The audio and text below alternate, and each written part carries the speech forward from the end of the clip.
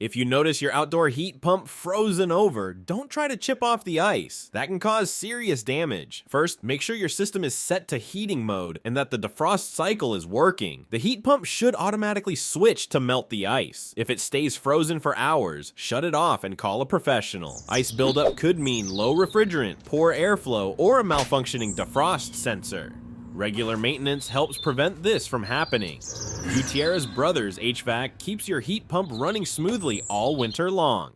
For more HVAC tips and informative videos, please follow us, like, and share this video.